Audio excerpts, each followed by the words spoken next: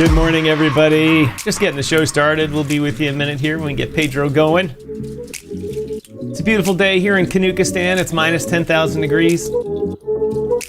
Was just outside. Minus 10,000 degrees. Minus 10,000. All right, man. You should be good, right? You can see me now?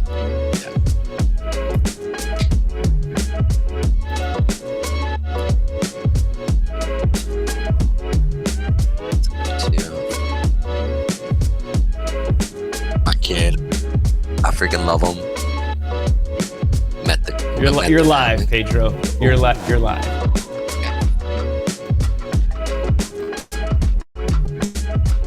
All right, everybody.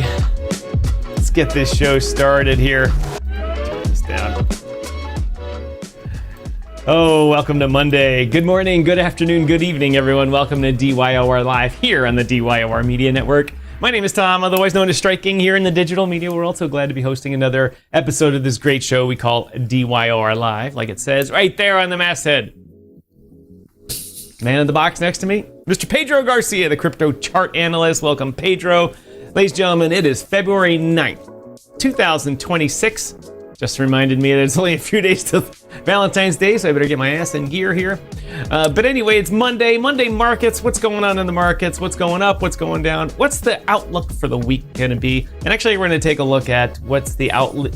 I like to do in the second week in the month. I like to take what I've learned from the first week of what's going on and tell you what's going to likely happen for the rest of the month. So we'll get to Bitcoin and gold and seeing what's going to happen the rest of the month later in the show. But right now, we're going to talk to Mr. Pedro and talk about what's going on with Bitcoin, what happened over the weekend, what's happening today.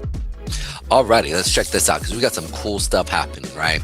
We got BTC coming down to the area that we talked about being like that 64, 65. Now, we talked about originally, right, that this 75,000 area was one of those ones that I said, look, I want, if we get through that area, which I was expecting us to, right, we would expect to see this thing then come down to that 60,000 area, right? So that's exactly what we did. We had a nice intraday bounce off the 64,000, right? And then we went up and then we went down there. So let's go and look at that here real quick so we can explain. So we saw it. This was the intraday time frame where it came in at that 64. That's why I actually have that area here at 64,000. Came down, boom, bounced up, came back down, hit the liquidity at the 60,000 mark. And then from there, we saw it pop up, right, on Friday. And again, I want to make sure we understand that this was literally profit taking, okay? Because people were literally short. It's important to pay attention here. Since Sunday, they got their positions in right here, right? They've been putting it in from Friday or Saturday. We saw the sell-off coming on Saturday. We pushed through that 81,000, which was the liquidity area that I had marked out right here, as Tom says, the idiot box. Once we sold through that, right, then we can sit there and see that they started picking up things. Now, this was the day I said I don't like this Monday because we're pushing up. This was last Monday. I said we're pushing up here. Okay, which means we should see a market sell off. And sure enough, that's exactly, and I'm recapping here. So when I talk about what I expect to see this week, that's where I'm expecting you guys to understand, right, for this level. So you can see here, we saw the push up here on Monday. Then from there, we saw it stay underneath the 8-period moving average on the daily, and important, the weekly as well, right? We were far below all the moving averages sitting here. This is on the weekly, and let's point out the monthly. You can see here, we're about to get the crossover of the 8 and 20 cross. We came up, we hit that monthly area, and then you saw it just start to sell off once it broke through that area. So I bring that in with the conjunction of, all right, we are now coming up to the second week of the month of February. We put in a pretty good demand wick here. And it all depends if institutions are satiated with their portfolio at these low levels, right? You saw a huge amount of volume coming in on the weekly at the end of the week where they came in and they bought back. But I still don't think that they are happy with the amount of Bitcoin that they got at these levels. I think they want to go down, because if we were going to see a market really start to rebound from here, I would expect to see higher levels of buying coming in. All this was institutional traders on the CME and other COMEX and other places in the world taking profit for the end of the week. Because remember, their trading is Sunday to Friday morning or Friday evening ish, meaning 4 o'clock Eastern Standard Time. The truth is they're pretty much all out. They're pretty much all out on their positions, typically by Friday afternoon, where they make their way down to the Hamptons or wherever, or they fly out to, what do you call it? Not Ibiza. They go down to Miami. Cayman Islands. In Miami or Cayman Islands, wherever, right? They go for the weekend, take the family, enjoy the heat, and then come back up here and handle business. And so this is one of those things that's really important to say. If it had been more volume on Friday, then I would expect to see, okay, you know what, they're most likely. But we couldn't even get really through that 8 period. So for me, it all depends on how they play today and tomorrow.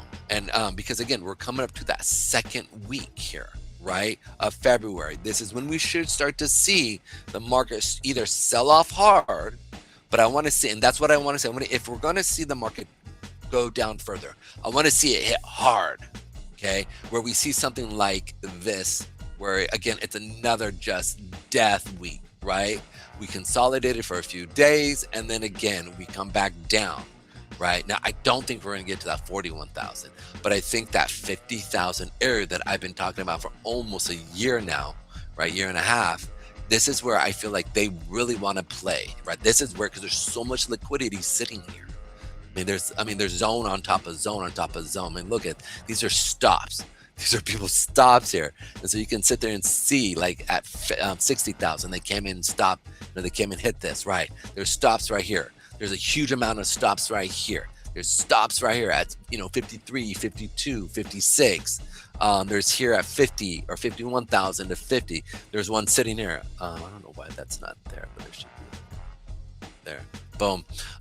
So it's like there's a lot of liquidity here, and there's a lot of stops, and so I could see the institutions just salivating, going, let's see if we can push it down or drive them mad, where we consolidate for the week, making them think we're going to go up, and then the next week they sell off to get that liquidity and see a V-shaped recovery. That is what I'm expecting to see.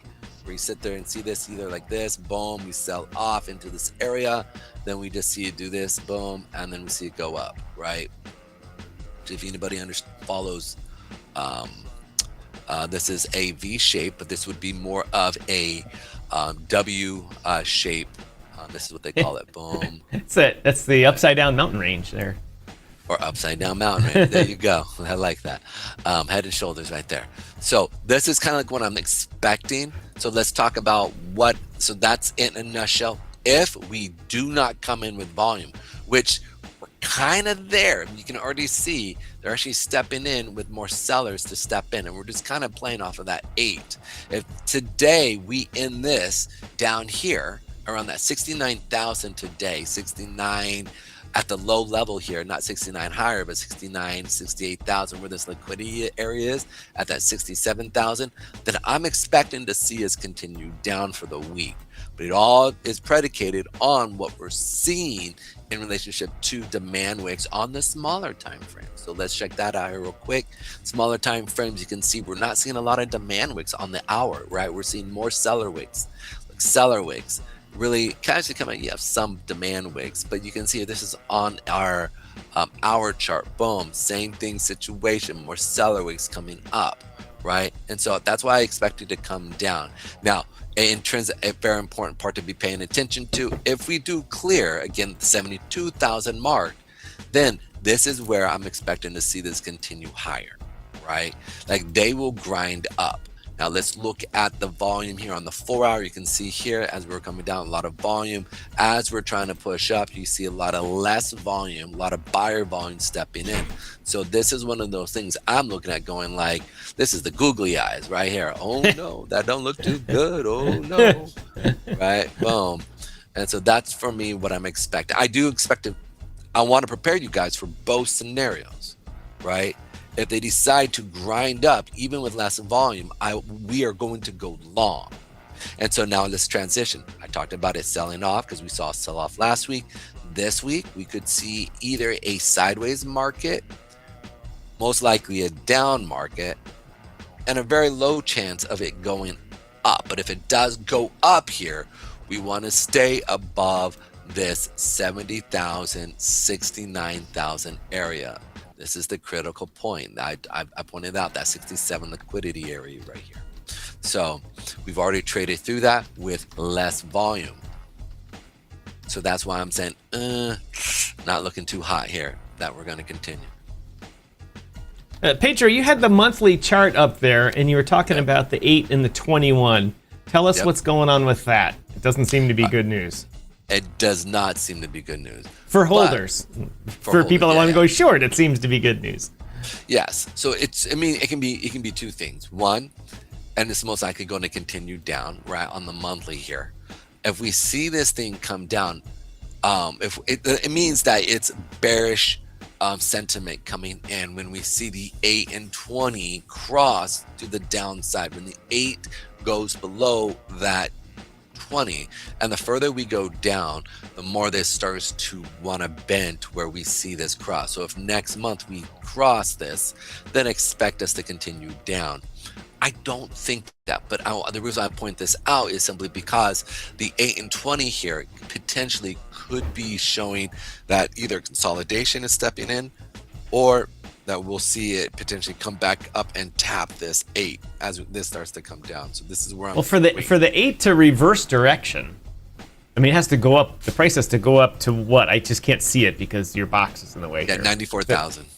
Yeah, that's a big move in these next 19 days here in February, before that next tick comes in. And if that 8 does in fact cross that 20 and head down, that's just another indicator saying, hey, look at this liquidity pool down here at 50,000 that you were talking about. Yeah.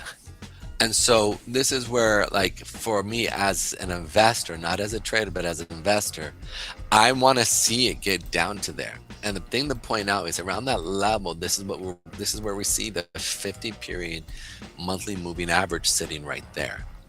So for me, as I'm looking at that, I can sit there and say, you know what?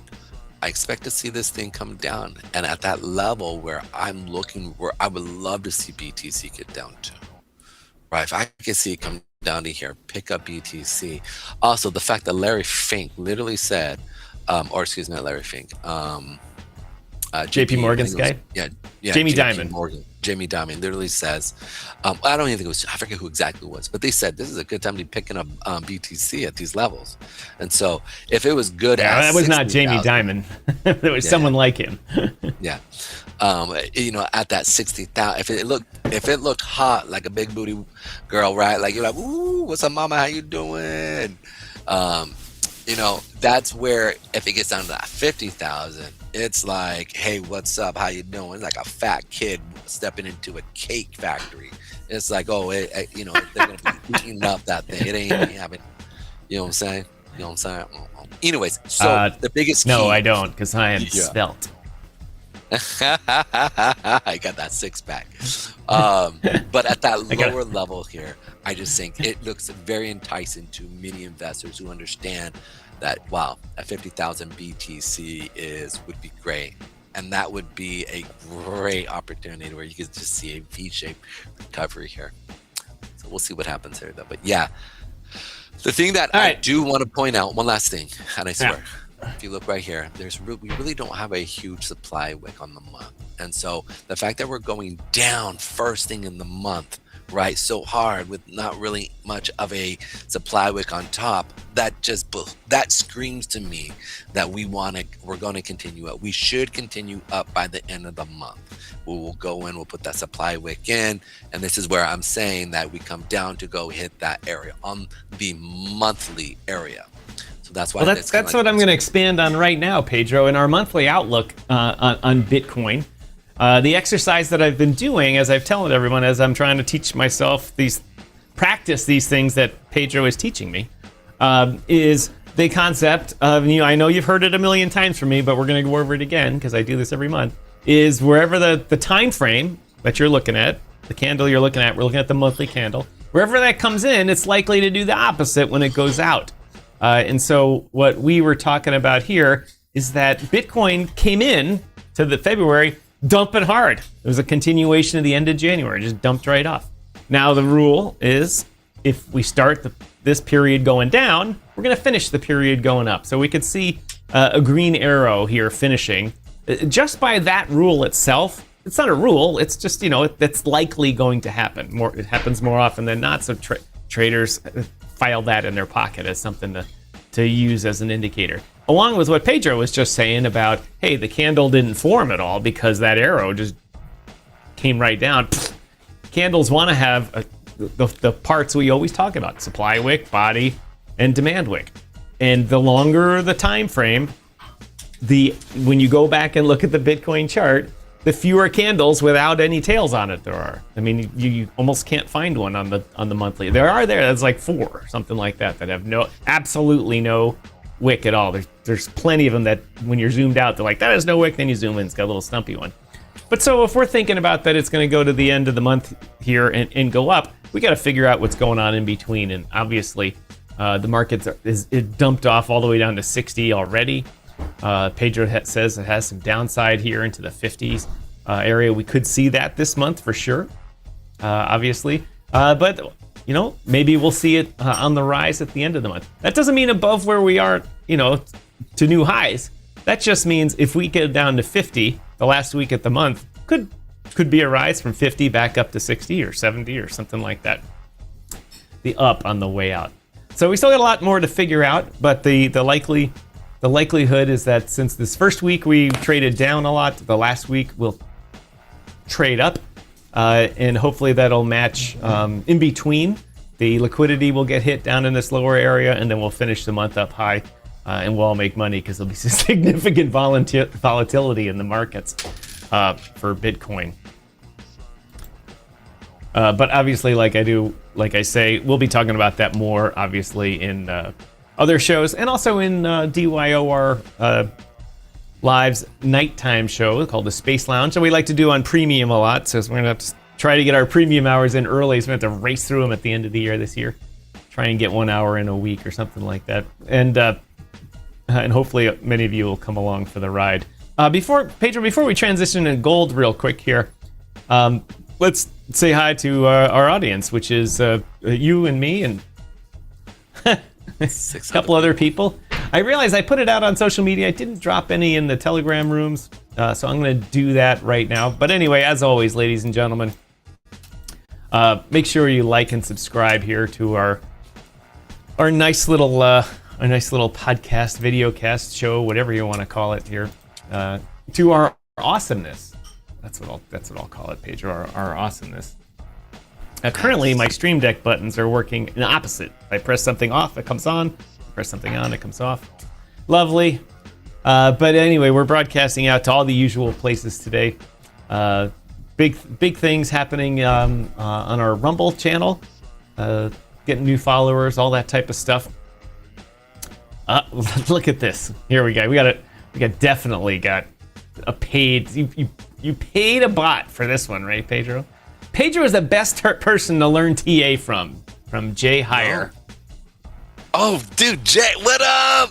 She's an old community group. When I first got into crypto. Yeah, what's up, JJ? It's good to see you. Thanks for joining us on YouTube. We really appreciate it. Remember, this is a live show. You can ask questions. Pedro will do some TA on whatever. It's Mondays. We like to take a look forward for the week on Mondays and see how the week will play out to set some ideas for you day traders out there and what's going on. But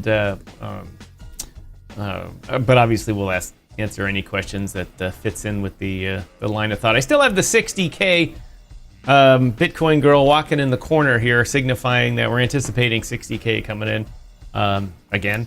And we will, we'll put up the 55K one if needed and 50K one if needed too. If it's going to go down and hit those liquidity levels. But thanks to everyone that's watching. Really appreciate it. Remember to share this with your friends. Yada, yada, yada, blah, blah, blah, blah. Do all that kind of stuff. How is that? Yada, yada, yada. Yeah, Pedro, why don't we pivot to gold right now and get Bitcoin and gold out of the way, but in the heat of the discussion here, and then we can play upon that for the rest of the show. Ladies and gentlemen, gold, as you know, with all the precious metals, has been hot to trot. Lately, the general concept of flight to stability has been just making the rounds amongst the world's media and the world's talking heads on TV. Well, dollar this, dollar that, blah blah blah blah, dollar this, de-dollarization. They make up all these things to say that the dollar's in trouble when it's actually doing just fine around the world, and everyone still uses it. People are thinking, oh, well, we can better invest in gold because BRICS is probably going to use gold and they're going to have to buy so much of it to satisfy everything. Then it turns out China's having some problems too, and may not be fully participating in BRICS because of their issues. They have to conserve their foreign capital and to pay off debts internally. But we'll talk more about that later. But gold is the word. Above 5,000 again. 5,073 is the price. All the Pedro, as you know, all the metals just boomed 2 weeks ago. Last week they took a little bit of a retracement, some profit taking, or maybe I'm a week off. Maybe 3 weeks ago they boomed. Whatever. Silver's been booming for ages. Gold really popped it with a 2x recently, doubled in price, went from 2,200 to to 8 bazillion or whatever it is. But the general sentiment from what I'm kind of hearing from people is that it's not over for gold yet, that we could see some higher prices. What's the month of February look like for gold, Pedro? It's real interesting. So gold is actually so let's hear real quick. So let's look at gold here from last month. So remember, gold was screaming up, and I said it's hard for me to say, like again, I always put this as a caveat, because if the market is going up, you always go with the market. The market is always right. You will always lose if you fight the market, unless you have so much money to handle, like TD Bank, right? Who literally started shorting silver at 40. Yeah. But they've got big pockets to handle that, and also they understand how. But apparently, they got their order stopped out in the 90s. Oh, did they really? A big part of it, according to Andy Schechtman. Ooh. Well, that person got fired. Straight up. And everyone he hired got fired. The people that hired him got fired. Yeah, but because I was gonna say they've easily, they leveraged that so that they could. I don't know. We'll see if they went long as they were pushing up, because you can go net long and short, right, and then run it up, which most likely is probably what they did. Anyways, let's check out gold here real quick. So I was saying, as the market was pushing up, I said that's such a huge amount. Literally within a month, we literally saw it go almost 25%, right? When gold barely moved up, 10%, in a year a while back ago. So obviously it's been hot. But we pushed so hard that I said, I can't believe that they're going to not sell off at the end of the week or at the end of the month, because they pushed up for the first month and then they profit took at the end of the month. And so that's exactly what we saw happen here. At the end of January, you saw them come in and then they sold off. Now this first month, you saw them sell off, take profit, again, continuing to take profit all the way down to that 43,000 area, right? And then after that, we are now watching some consolidation. But as we were doing that, you can see here how volume definitely has died off over the past yes, week I did notice that. For once, I noticed that, Pedro. Yay. Oh, by the way, guys, if you guys like us and you like what I do here and you like my TA, can you guys do us a favor? We barely have any viewers, and it just doesn't make it worth my while to do this. Yeah, not sure what's going on today. Very strange. Yeah, if you guys could go out there and send that out, I'd appreciate that. If you guys like the content, if you guys appreciate my TA, share it, like it, interact with it while you share it. That actually helps us quite a bit. I mean, I literally do. I'm like, I love these guys. Yeah, those guys rock. Oh, they rock the mic. Yeah, yeah, whoop, whoop. Right? And I respond to you. We're talking about ourselves. Yes. Yes, which looks like we're weirdos. And we are weirdos, but I'll give you that. We're eclectic weirdos. Anyways, so the reason why I bring this up is that the fact is that I'm watching at the beginning of the month volume die off, especially when it comes to the buyers stepping in here, where we had a decent amount of sellers step in here as well. So for me, I'm expecting to see this thing, if it's going up first thing, right, then I would expect to see maybe potential looking for liquidity around here at the highs to see it potentially sell off. Now, America is definitely stepping in. America is definitely stepping up, and they're not playing, right? Like they're starting to take. They're starting to be very dominant. Not just threatening about war, but actually going in and removing presidents and stuff like that. The biggest thing here is that a lot of people in the world are going through realizing this. And so if, again, more stability comes from America's dominance and strength, right, this could put the world back at ease. Now, yes, the US dollar and the debt is screaming out of proportion. But if America steps in and really starts huge amount of production, then what's going to happen is we should see jobs step in. And so this is really interesting. The world is kind of saying, you know what? We kind of got freaked out. And gold's rise here has more to do with speculation, what's actually happening, and actually the debt in relationship to jobs, right? Like, is America going to fall apart based off of jobs here? Because we keep watching. And when I've taught and I've screamed about the falsifying of numbers for jobs, especially with ADP, checking out a bunch of the other stuff. That's why we look at bonds. In the same sense, if they're going to want to sell off and bring gold back down, okay, I would expect them honestly to push it back up to get liquidity here first and then to come down. So again, I if we start to see this thing continue up with lowering of volume, I would say that this area here on gold, let me place this here.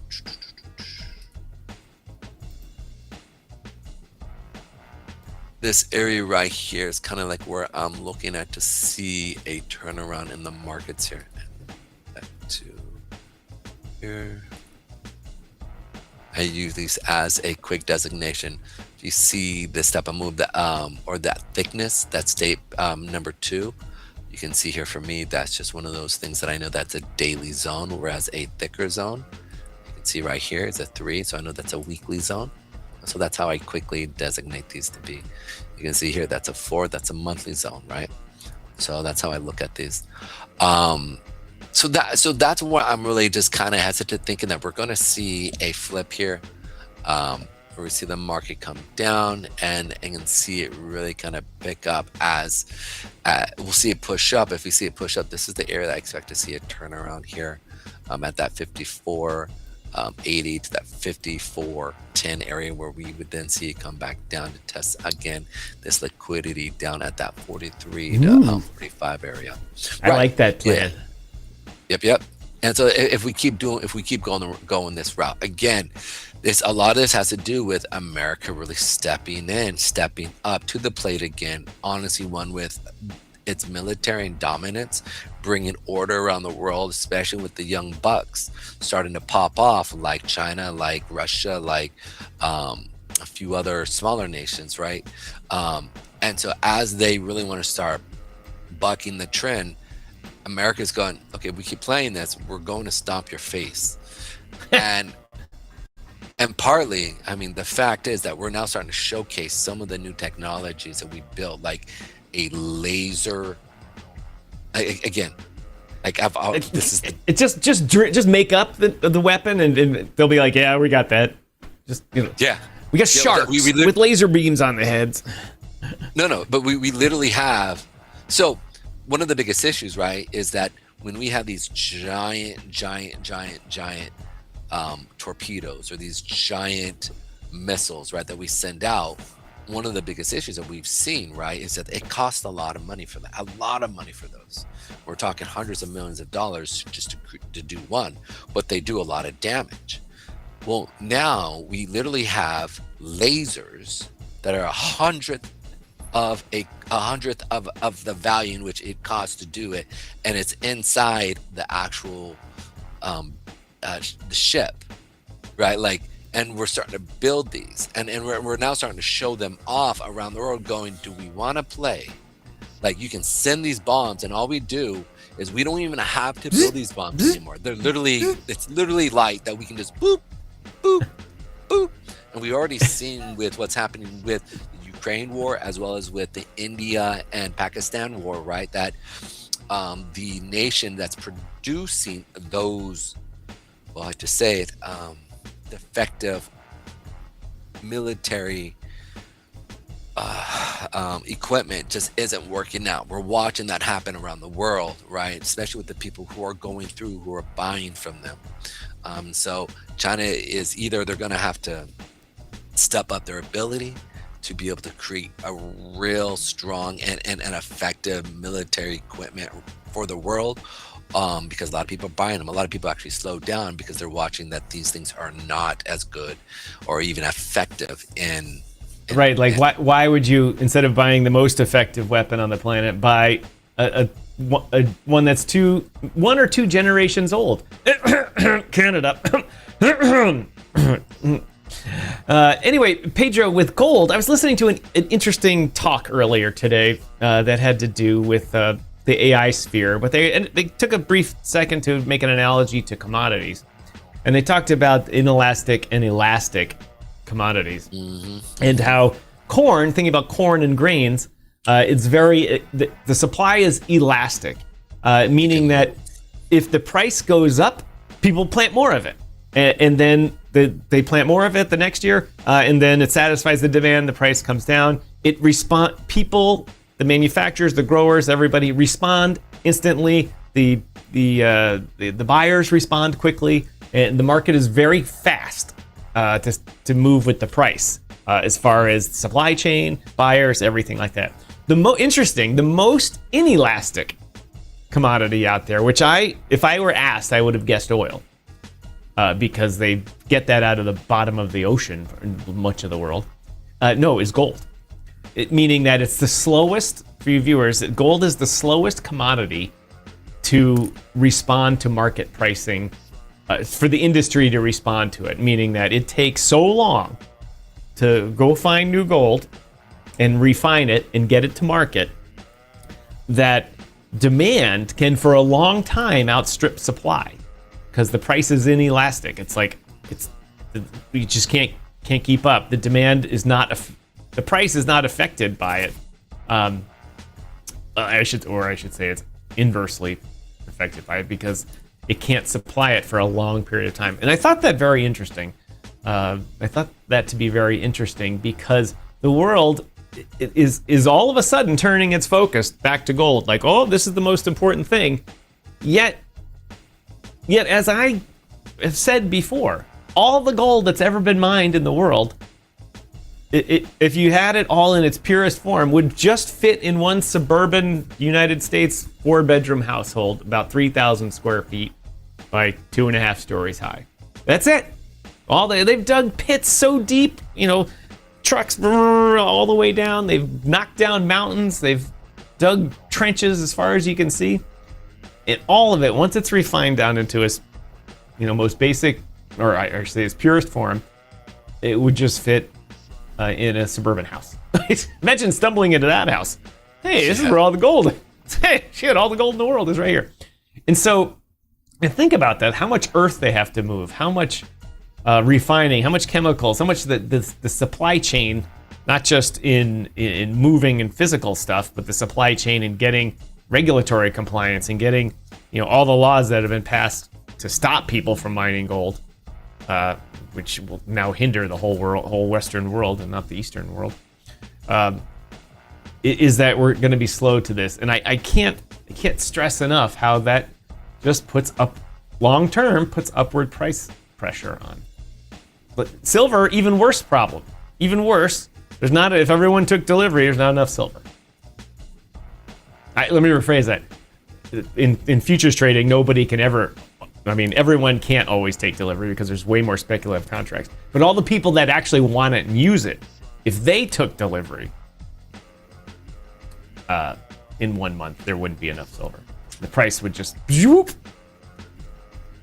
So the precious metals thing, we've been focusing on that a lot lately, but for good reason. For good reason. They've become, all of a sudden they went from just like, nah, okay, to like, wow, this is important. Meh. Yeah, I agree. I do. I think it's really interesting to see the scope in which this market moves. I think one of the biggest things I see is that when I'm looking at it and I'm seeing that it wants to pop, like you said, an elasticity of it is a big point, because like you said, it takes so much work to pull out gold, and what you get for it, right? It's kind of crazy. I think it's really interesting. The other thing I also thought was, from a news standpoint, what's actually happening with the UK, and again, their need for stability.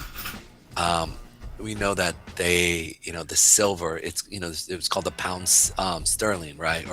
Right. What's it called? Right. And so, pound sterling. The pound sterling. So it's like their whole entire system is, they're going to want to buy more silver, because again, silver is almost the cost basis. Same thing with China. China holds the ability. So it's going to be really interesting to see how that all works, and seeing the movement there. Starmer is being, side note, he's getting some flack on the whole entire. Yeah, what the hell was his connection to that?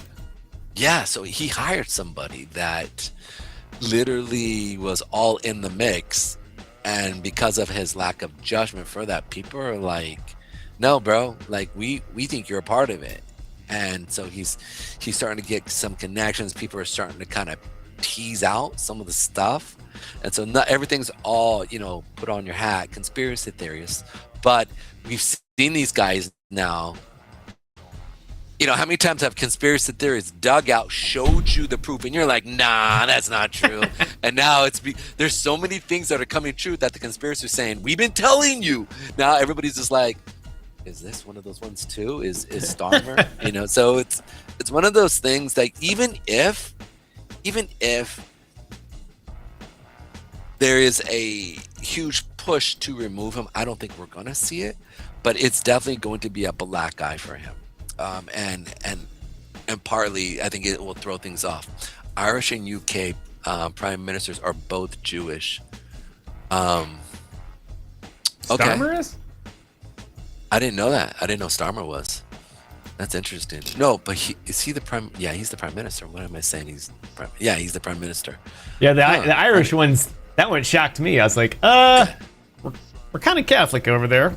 But I mean, even if they're Jewish, I don't I know a lot of people want to point that out. I think that's kind of crazy. It's not, I don't want to go into that because I just think that might be a little too much. But I think what's important to point out, just, look at the individual man, look at the individual connections. And if their character is flawed, then let's look at it like that. I don't like to look at a race because I know many, many poor Jewish men and women who are, the chosen people, and they're poor. I mean, absolutely, struggling. And I've seen that in many synagogues, right? Not just one. They're beleaguering this. You're explaining your explain to explain your explain. Anyways, I'm saying, like, let's just... Welcome, DeFi Dude, to the show. Thanks for joining us all the way from Madrid. Thank you. Really appreciate it. Yes. If you guys do us a favor, also hit the repost. If you guys go through and if you repost it, I've noticed that actually helps us out quite a bit too. You repost it on Rumble onto your, and then interact with it. Sorry, Mrs. Striking just left for another meeting, so I had to kiss. I missed what you said. No, I was just saying if people could hit the repost down at the bottom, where it says, your thumbs up, thumbs down, and then you can see there that it says right next to it, repost. And then go on. Helps out. Hit that like button, repost, everything. Yeah, I actually go onto my profile and then interact with it. Not a lot of people realize that you actually have your own profile on Rumble. You can go through and interact with the videos and stuff that you repost. So it says repost, and then from there you can just say thumbs up. These guys smell like bacon and eggs. Whatever, I don't even care. Mock away, mock away. All right, so to wrap it up about gold here, man, I just totally lost my train of thought. I was just wondering if my wife remembered her lunch. I was like, what's our outlook for the end of the month? Where did we begin the month, and where are we going to finish? Because I like to do that beginning of the month, end of the month thing. So basically, what I'm expecting to see is by the end of the month, we'll probably see lower gold, probably down at that 100-day period moving average, sitting around that 42.88 area. We're going up with a lack of volume stepping in, right? And so we had the sell off where we did put in a pretty decent wick, but we're kind of going up here. So that's fine for myself. I'm expecting to go hit this area here and then come back and test these lows here, and testing that 41-44 area on the monthly. I think we'll probably see gold kind of stagnate here, just simply because we're watching America kind of step up again and really kind of bring some order to the world. Yes, we're bringing chaos, but at the same time, it's just we're doing the FOFA. What is it? FAFO? That's what it is, right? We're definitely F around, find out. Yeah, play around and find out. So I think that's a big portion that I'm expecting to see us really pick up. The other part behind it, and I think it's really important also, is to see that this market here is like it's dying off right now, right? It's been hot. It's been screaming up. People can't even sell their gold for the price that it's at, which again is another point to point out that, like, what good is buying it unless you're going to be able to sell it at a high price? And so if dealers are not willing to go ahead. As I say, that's a problem all over the world, is selling it for its value, because the gold world, while vast and big companies, it's not open to the retail people, and the retail people that want to say, it's my example talking about the Indian peasant who, when the gold goes up to $20,000 or $50,000 an ounce, he's going to go strip every stream that comes off a mountain in India, where just because he's like, oh my gosh, I got $50,000 worth of gold. He's still only going to be sell it for a little bit over his cost, because that's all people will allow them to sell it for. Because they're just not going to let random people into the top end of that business. And when I say they, it's not just the proverbial they. I mean, the gold world and raw materials has the miners, has the processors, has the major retailer or major factory people that sell it to the people that make gold stuff, and then to the industries and blah blah blah blah blah, all that type of stuff. You can't just walk up to a refiner as an individual and say, "I've got some gold. Can you pay me full price for it, or at least a small discount?" No, you got to sell it to a guy who sells it to a bigger guy who sells it to a bigger guy. So it's still very difficult to do that, to get the value out of it. I guess that's what you're alluding to. Yeah, and so I think it's really important to understand that there's got to be a balance there. It's the same idea, honestly, the people who use gold, like computer manufacturers, or people who produce gold, or who use electronics that need gold. Yes, they're going to have to buy that, but the actual system behind it is that, again, it's too much money. They're not going to buy as much as they can. They know that this price is inelastic, and so it's going to come back down. Look at that. But if we're going to see it come down and find a real value where the market can sustain that price. And so it's really important to see that happen. And this is where I'm saying that's why I'm expecting, a 4,300, a 4,200 pullback into these levels here. And so we'll find out what it's going to do. But if we do start to see it pull back, just understand, right? It's not like it's the end of the world or whatever. It's just that we're going to see things kind of balance out here. All right. Yeah, about it. The Bitcoin and gold outlook, ladies and gentlemen, both lower, higher, up, and down. So thank you very much for coming to the show. We're out. Peace. Deuces. Right. Try the veal. I'll be here all week. Take my wife, please. Please. You're getting blurry over here. Is China taking you out? Yeah, you know what? My camera usually doesn't do that.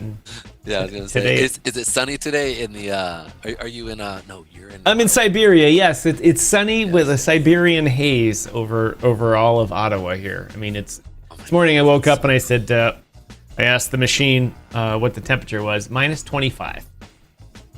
Is that with wind? That's Celsius, so that's like minus 10 Fahrenheit or so, which is cold. It's cold no matter how. It doesn't matter what scale you use. It's cold. And I doing this trading thing, Pedro, and then the show and everything else that comes with after it. You sit at your desk a lot and you don't leave.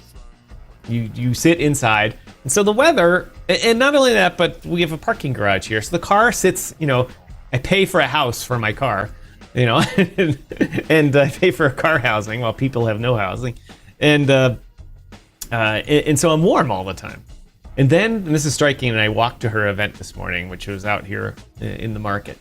And I was not prepared for my contact lenses to freeze to my eyes.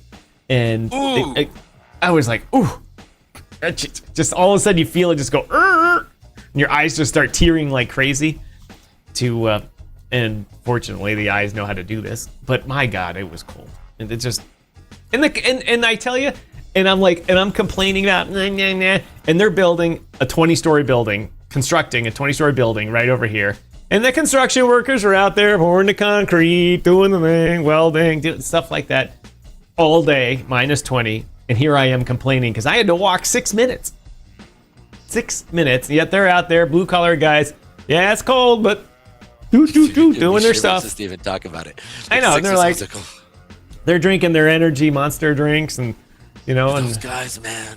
I remember when I did construction, bro, when I was in my 20s, right, before I went into the military. And I remember, man, like, I was like, this? No. Like, but it was like I had no other money coming in. So it was just like, dude, you just wrap up and you would just go. You're just like, that's just life, man. Like, like men do hard things, right? Like, that's just, I remember just getting out. Suck it up. Suck it up, buttercup. Let's go. And you would just go and you'd handle it. But I remember that moment, and I was pretty well built. And so I had a foster mom who said, she's like, well, got a good body, you got a strong body. This might be a profession you might want to do. And I remember sitting there just being like, oh, I don't, it's okay money, but I absolutely hate this, like with a passion. And I was like, I thought to myself, what can I do to figure out a way so that I don't have to be like the dude who's 45, 50 years old, right? Who's, 60 pounds overweight, still out there swinging a hammer. I was literally like, I do not want to be that guy. But listen, respect for every one of you guys do, right? But I realized I need to develop my mind. I need to develop how to communicate well, how to talk in a way that doesn't have, an FU every 5 or 6 words, right?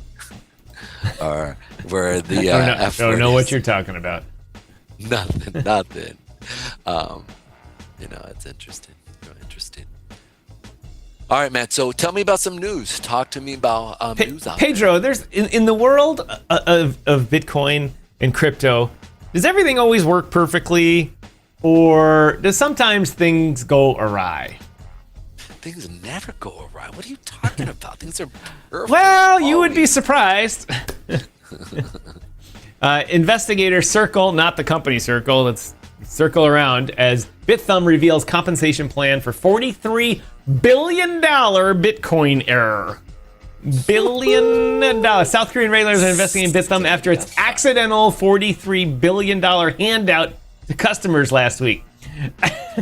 They mistakenly credited users $43 billion in Bitcoin, essentially sent $43 billion of Bitcoin to almost every user account. Not each, but in little things. An error triggered a sell-off that crashed Bitcoin's price on BitThumb and in largely in South Korea. It didn't have much of an impact on the rest of the world. But they're investigating how somebody could do that. Now, obviously, we know the answer to that without reading the article. And the answer is somebody was likely trying to commit fraud of some sort and screwed it up and sent it off to all these people. But I found this to be an interesting article. Wait. Wow, the sun the sun is literally reflecting off the U.S. Embassy, and it's all of a sudden blinding me, and it's going to do it for about another 5 minutes as the sun moves. All right, so let me ask you a quick question. As the sun is moving here, you're gonna get burnt, dog. You are already starting to get red. I'm not joking. That thing is frying your face, dog. I'm straight up serious, dude. Like, you are literally becoming like a tomato, bro. You might want to. I think that's just my color correction going awry with the contrast, because I am definitely a white man. But I got to tell you, I see it. There's like a big spot in the middle of the screen right now that I just can't see. All right. So my question is, what was the average amount of money that went to each of those people? I'm curious, because like if each person received, let's say, $80,000 US, especially over there, they're millionaires now. They're like, it's time to go to Ibiza, right? Like, so I'm curious to see what was the average amount of income coming from. Last week, BitThumb erroneously airdropped hundreds of customers as much as 2,000 BTC each instead of 2,000 Korean won. Aha, we see the error. They sent people $140 million instead of $1.37. Somebody definitely lost their job. Somebody so lost their job, man. Dude, but everybody there. It turns out there's a little. I guess this article is a little clickbaity. It turns out that before the transfer was confirmed, their internal ledgers set off an alarm, saying, "Hey, don't press go on that transaction." But the internal ledgers already registered on their internal exchange. It was just the outflow capital safeguards that kept the money from actually leaving the company, but the price still crashed on their exchange, of which it caused a lot of people to lose money. It caused a lot of people, like, the price crashes and you're short, you make a ton of money. But if you're long, you get hammered and stopped out. So people's positions got closed out, or they got rich or significantly more wealthy that day Actually, because the I'm market curious. moved so much. What's the name of it? What was the BTC Bit thumb. BTC bit. Where is bit thumb? Bit thumb. One word. Bit thumb. Let's see. I'm curious. I want to see, because if I would have saw something like that, all of a sudden you see 80% drop on a Bitcoin, you're like, buy. So if you got in on their exchange where it was sitting, let's say at 20,000 and now it's back up to 60,000, not a bad trade. Not a bad trade at all. Bad trade at all. Quickly, Pedro, welcome everybody watching us on X. We've just got a bump in the viewers over there. Thanks for joining us. If you could do us a favor on X, right-click on our broadcast and open it up in a new window, so you can doom scroll all you want. If you're watching on your phone, well, good luck. You're just going to doom scroll and give us that 5-second view. But you can always on the X app, you can watch us and hopefully put us in the background and still listen to us. I'd appreciate it. We're an interactive show. Ask a question, comment, not post or tweet to us, but there's in the broadcast screen, there's an actual YouTube style chat that most people don't know about. Got to be a verified viewer or verified account though, in order to comment. So we'd appreciate it. So thank you everyone watching us on X. The bit thumb. Where is that other article?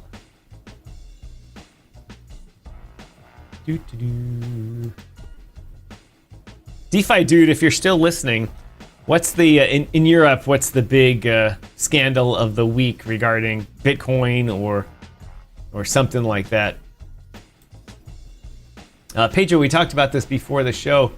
Tom Lee, who owns a BitMine, who famously bought $2 billion worth of Ethereum at about $3,000, only to have it drop by 34% in a week, said, well, I'm doing the Michael Saylor, I'm loading up. And he's acquired 40,000 more ETH worth 83 million. So he now owns 4 million ETH. God, it's too bad they can just keep minting ETH. just keep minting it. Valued at 8.8 billion, despite facing unrealized losses of 7.5 billion. He's lost half. The firm remains optimistic about Ethereum's future.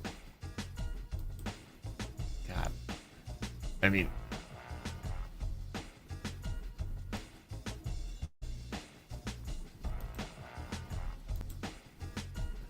oh yeah, hate speech. They're really pushing that. They're really pushing the hate speech thing and ID for social media to protect kids. No, You guys can't even I mean, essentially, the only way to implement what they want is to make every website compatible with a national digital ID, so that the government knows and can verify everyone's age and everyone's name, and that they're approved. You know, it becomes a thing where you're approved to visit a website, not where you're disapproved to even enter social media, because you can't keep, someone under the age of 16 off the internet unless you tie everybody to their national passport ID number. And ban, this is another thing they have to do. You have to have a digital ID now to access your computer and your profile. And I had to do this when I ran classified programs for the government for my old company, is that we all had hardware tags, and I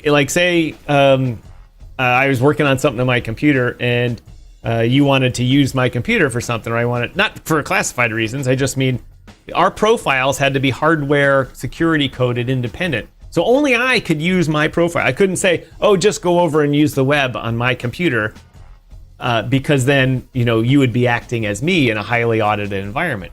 So the only way is to have a digital ID page. I thought this through the other day. I was like, oh yeah, this is when it was like when I worked for the government. The only way to do this, how they really want it, is to not let you use your own computer without your government-approved digital ID that identifies who you are and that you're approved, age, blah, blah, blah, blah, blah. So along with every website, every software program you open, everything will have to have a digital ID, and you'll have to be digitally approved for every single thing. That's the only way.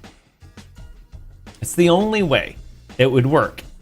I mean, they can just say it, and people just, like in the U.S., alcohol sites have to verify age, but the rule is they just need to put up a landing page that says, "Are you old enough? Yes or no?" You know what I think? And it's frightening to think that the government would say, "Oh, we don't like what Tom's doing. We're just going to lock him out of his computer." Yes. Lock him out of his cell phone. Lock him out of his computer. Just we got a report that Tom is laundering money through Russia. Better lock him out so we can preserve evidence. And like, oh, that wasn't Tom. That was Vladimir. Ah, sorry, Tom. Sorry, I got the wrong guy. Or it was his, estranged, ninth wife just calling in a threat.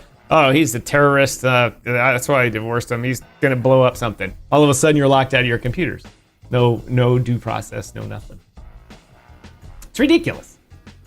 It's ridiculous. And I know all you regulators in Europe are listening to this show. I know, because it's really popular up in Brussels. Well, I think what's interesting is that the internet lets people broadcast anything out in the world, right? It doesn't matter who you are, you can broadcast it. And Bitcoin allows people to be able to go out and send money to whoever without any intermediary. What I think is interesting is this younger generation is so used to that. Now, yes, they're more seeker friendly, and they're much more, I think, gentler than mine and your generation, right below, generation boomer, generation X and Y. I feel like Z and Alpha are much more just caring. Absolutely more caring, and they're inheriting a lot of stuff that's happening here.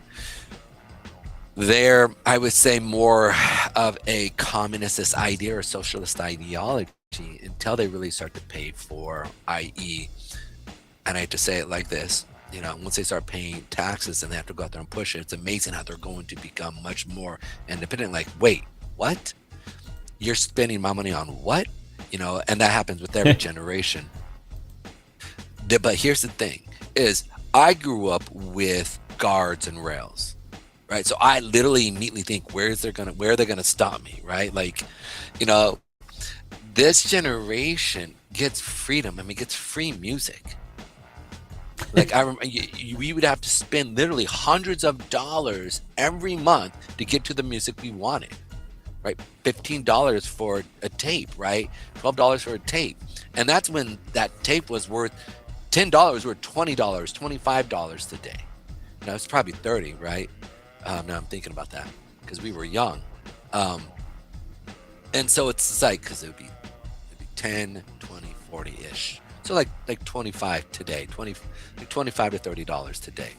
And what's crazy is you had to be, you had to have a paper out. You would have to go out and do all these things. They get all this stuff for free. They go out and get a lot of this information for free for them, right? And I think what's interesting is when they start to see, when the governments of Europe and many other places around the world start to get upset, and get mad at their own people, I think this younger generation is going to rally. They're going to stand up and be like, especially in Europe, and be like, WTF? Like, we get all this other stuff for free, and now we can express ourselves in a way it's very open and blatant to us. I can't sit there and see them just rolling over, especially with the young parents right now that's coming over, even from other countries. They're coming over for freedom. Right, so it's like Europe, they're stagnant, they're pushing them down. I just don't see that happening.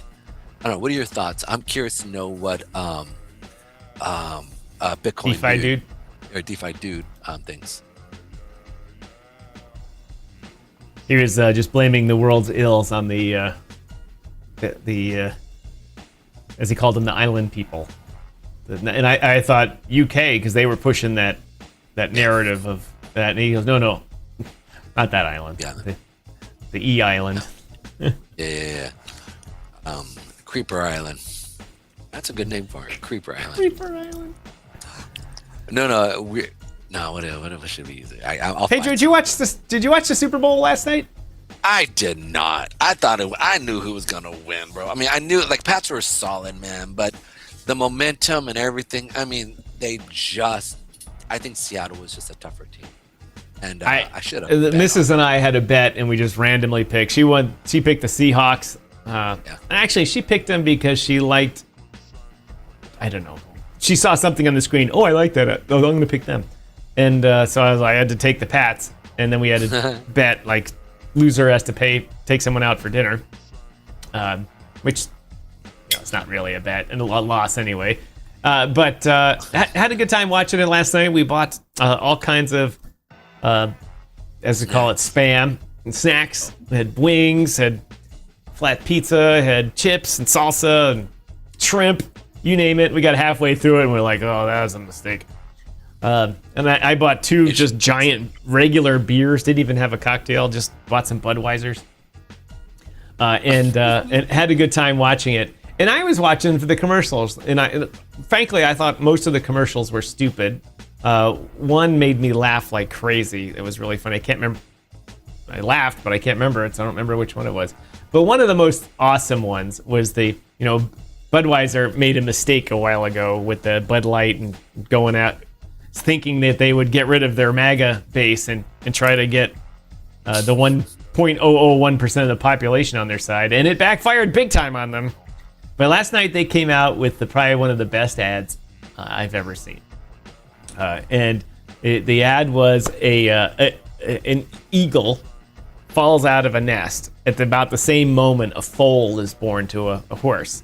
And they kind of look at each other and they're little, of course, it's the nice Budweiser style, awesome music of past years.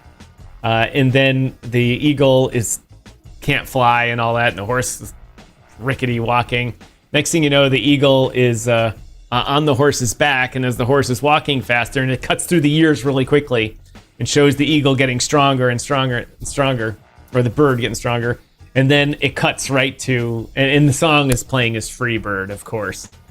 And the horse all of a sudden is big enough and then jumps over a tree root or whatever. And then from the back, all of a sudden you see the eagle's wings take flight. And then the eagle flies off the horse. And they've been working as a pair to get the eagle to learn how to fly. And Mrs. Striking cried. I had the shimmers. Like, oh my God, that was something. I'm like, America, let's bomb everybody. Fuck it. Oh, America. It was such a good commercial. Oh, that's so good. And so when I saw that aside, when I saw this compared to a few years ago, there was only one crypto-related blockchain, whatever you want to think, ad in the Super Bowl. And that was Coinbase. They had just a simple ad talking about their stuff. That was it. I mean, a couple of years ago, it was like every other thing was crypto.com and FTX and all of that went away. Goodbye. It's a good, that would be something to graph over time, per industry. Ads taken in Super Bowl or, in NFL games or whatever, that type of stuff. See the chart for that. Jason Spurgis, thank you very much. Awesome show. DYOR, thank you very much. Really appreciate it. Thanks for joining us on the the YouTube. As always, if you could, chat with us on the Rumble, that would be great too, to get our chatter amount up. DeFi Dude says, Bitcoin looks super cheap. Euros, pounds, and dollars are going to print into oblivion. Save yourselves. I just disagree with you. I think they're going to become fiscally, conservative and just say, we got to pay off all our debt. Maybe even buy back some of those piles of dollars that we just gave everyone during the pandemic or in the Middle East, those pallets. We'll just go get them back and we'll actually, some money. It's crazy. I know a guy that worked with one of those pallets of things, and he's like, it's just crazy. He said they were literally just dropping like boom. I mean, hundreds of millions of dollars out of a B-52. Like, whoop. Oh yeah, this guy said he said he said a container showed up at his compound, and it said, Captain whatever, I'm not gonna say his name, and he's like, yeah. He goes, signed for this. What? Okay. Signs for it, opens it up, and it's just pallets of shrink wrap cash, and he's like this, like. goes in to see his I guess it would, whoever's higher than a captain, a major. Yeah. And the major said, "Oh, I forgot to tell you about that. you're in charge of accounting for this when the guys come in and say we got to pay off this warlord." Dude, that's just crazy, dude. Just be like, you wake up and you're like, all right, like, and I'm almost waiting. You know, there's videos. You're like, what's going on? Like, Jason, you're awesome.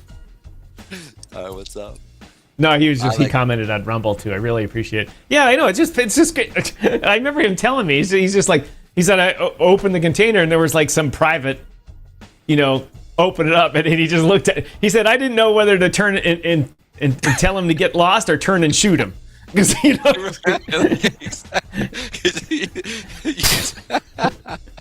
I'll take the keys to the truck there, sir. Hey, where's Jim? I saw him leaving in the truck. I think he had to get gas. Where? In South Africa. I mean, wait. Here's the thing: America will find you. Like, it will find you. I love. Anyways, back to DeFi, dude. No backseats. I like that. It's funny. I saw this pop up on my feed and I thought it was hilarious. It's you didn't sell and are ready to ride the glorious BTC bull run in 2026. And I just look at this guy right here, right? Look at this dude. These are crazy, and he's just like, this ain't nothing, dude. Damn, I think of all the strange things I've seen on the internet, that is one thing I have not seen. Is that great, dude? A good point. If you get your balance right, and the guy operating it doesn't just dick you around. Well, it shows that there's another one where they start turning it this way, right? While it's doing that. Yeah. And he's just like moving with it, and it's like that's just a short version of it. But there was this, I was sitting there just like and amazing, going like, this dude is like legit. Like, anyways, I just thought it was great. I'm actually thinking about getting a pair of boots, low cut boots, but still boots. Just because I got a bunch because I ride the motorcycle, so I got the boots that come up to basically the back of your knee, and then I got the mid calf ones, and then I got the lower ones, depending on what you're doing. Awesome. Hard.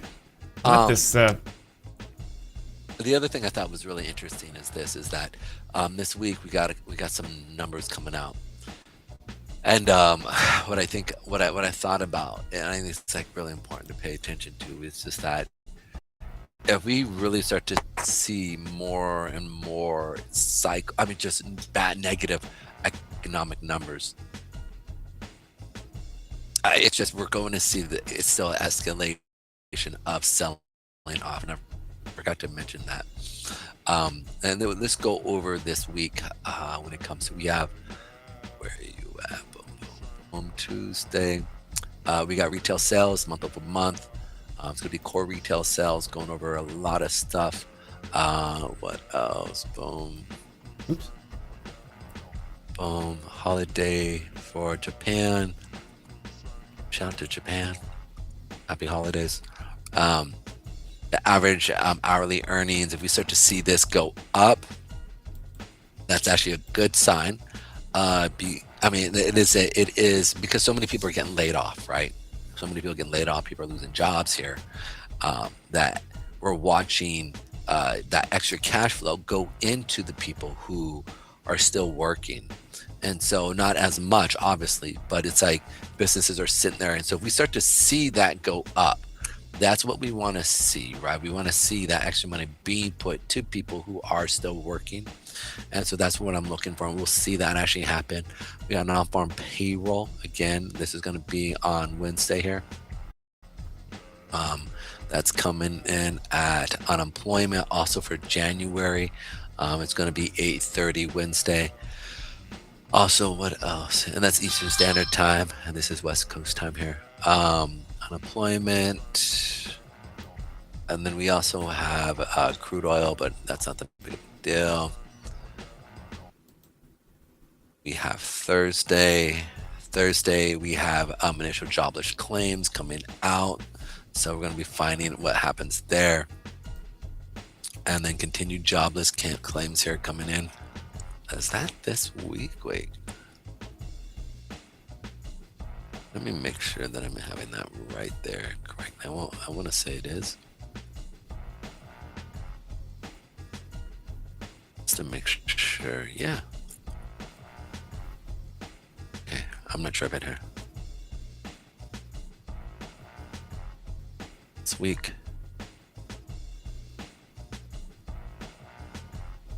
Tuesday, we got Wednesday, like I said.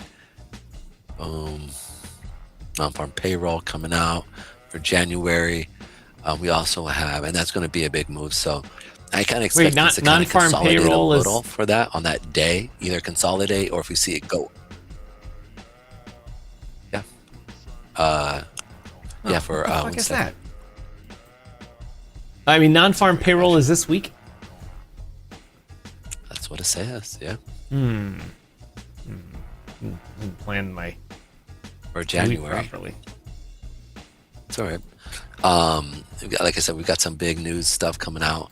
Paying attention to this stuff, but most importantly, what I'm looking for is kind of the overall sentiment. We should see we'll see some good things, we'll see some bad things, but overall I think we'll probably see more bad things than good things, so that should see a market sell off at those levels there, especially if Europe really starts to produce a ton of negative information as well.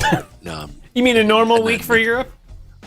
Well, especially if America is doing not the best in a sense, it's not gonna work well. Pedro, do you have an ad there for the Swedish penis enlargement machine there from Austin Powers? Is that what that is? What are you talking about? What? Your ads there on your Forex page? Oh, no, it's water purifier. What are you talking about? Oh, sure. Look, Wink, wink, water purifier. I thought it was the Swedish penis enlargement machine by Austin Powers. No. Sorry, man. I had to go with that one. It was sitting there. I'm like, I got to be able to make. I know it's the water filter thing. I've seen it in your apartment. Yeah. But I was like, I got to go. There's a joke here, and it just popped in my head, and I'm like, I got it. Anyway, speaking of Europe, Pedro. Speaking of Europe, the Olympics are going on, and I got to tell you. I'm sorry. I gotta tell you, it's, you know what? It's nice when they have the Olympics in China or in Vancouver or something like that, or someplace like that. Even like Los Angeles, like, wow, this is nice, this is cute, and that kind of stuff. But when you have it in Cortina and Milan and Bormio and all these places in the Italian Alps and stuff like that, I'm talking the Winter Olympics, but for that matter, the Summer Olympics, it makes the rest of the world look like one giant shithole. I mean, it's the coolest views, and I've been to the mountains skiing all over the U.S. and there's big rocky mountains like this kind of stuff, but they're in like this big line. They just go in this big line and have little pockets of multiple ones, and the mountains in the U.S. are twice as high as the Alps, but the Alps they're craggy, they're beautiful. When Lindsey Vonn crashed, I don't know if you know anything about what happened, but the U.S. gold medalist skier Lindsey Vonn I heard about that. Came out of the gate, and on her third turn, going about 70 miles an hour, 70 kilometers or whatever it is, hooked her arm around to the gate, one of the gates, while she's in the air. And so it spun her around, and she came down and blew out all of her whatever's on her knees and all that type of stuff. They had to have a helicopter come, and this dude comes down, and then they tie her up and put her back up. And where the race is, where it starts, it starts on top of like a glacier that's on top of a giant rock cliff that's as high as the Dubai buildings or whatever. Wow. And then they come around it. And so they take her off this, and then all of a sudden the backdrop is just this giant rock face and her hanging with the paramedic off this helicopter. It was a very, I mean, it was like one of those pictures, if you got it, you got the awards for the year. But it just showcased the beauty of what's going on in northern Italy right now and how awesome the Olympics are there. I mean, it's really cool. You have all the Italian society, everyone's got their wayfarers on like this and hobnobbing like anywhere else, but they're really good at it in Italy there. But it's so gorgeous, and and all the towns are connected by train systems. You can be in Austria, you can be wherever. You're like, I'm gonna go watch the skiing, zoop, zoop, zoop, zoop, get around real quick. It really is like they have so much to offer, Paige. I'm telling you this as a lead up to this. They have so much to offer. Such awesomeness, such beauty, all this type of great shit.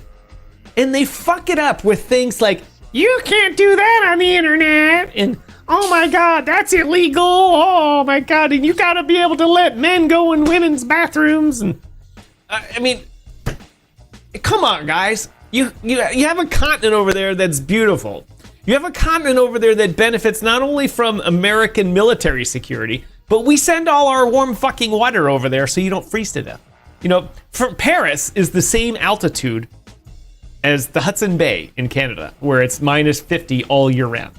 Yet in Paris, it barely snows. Why? Because America sends the water. The water goes through the Gulf of America, not the Gulf of Mexico, Gulf of America. Comes through, it gets really smoking hot in there. Turns around, goes up the east coast of the U.S., off through Bermuda, the Gulf Stream, keeps Bermuda warm, and then goes up and keeps all of Europe warm. A little thanks, huh? Little thanks wouldn't hurt. But it's beautiful. It's beautiful. It's a beautiful country. I've been all over Europe. It's gorgeous. There's so much cool geography. I mean, the U.S. has a lot of geography, but it's just really nice. They do a good job of promoting it. Obviously, tourism is huge, but man, they're trying to fuck it up. I mean, they're trying to run companies out of there where innovation goes to die. They're trying to repress everyone's rights. They're importing people like crazy from countries who don't give a shit about rules. I mean, none of those people coming up from other countries, do they care about rules? No, because they live their whole lives with their own version of rules. And they're screwing it up. Knock it off, Europe. Knock it off.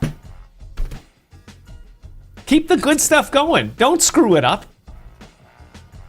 Let me finish that thought today. At this meeting I was at earlier today, they're talking about how Canada could keep its. I got to step away for a second, but I'll talk to the audience here. Canada was talking about how. I'm sorry, the participant was talking about how to keep tech companies and AI companies in Canada, because most of them, once they get popular, go and do what's called an exit in the U.S. And the reason is because of tax and monetary policy. As soon as in the U.S. we have a low tax. We have a low striking 2028.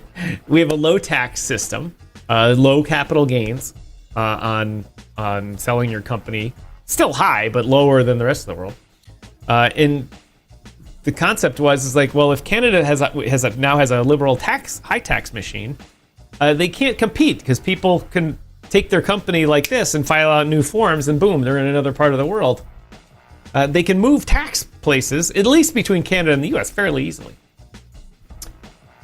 So they're going to take their business to the U.S. and wherever the rule is, wherever you exit your company, like wherever you sell your company, like if you start a tech company in Canada, but you sell it in Silicon Valley or in Austin, Texas, or New York or something like that, that's where you stay, because that's where your monetary network is. So you stay there, you live there, you form your next company there.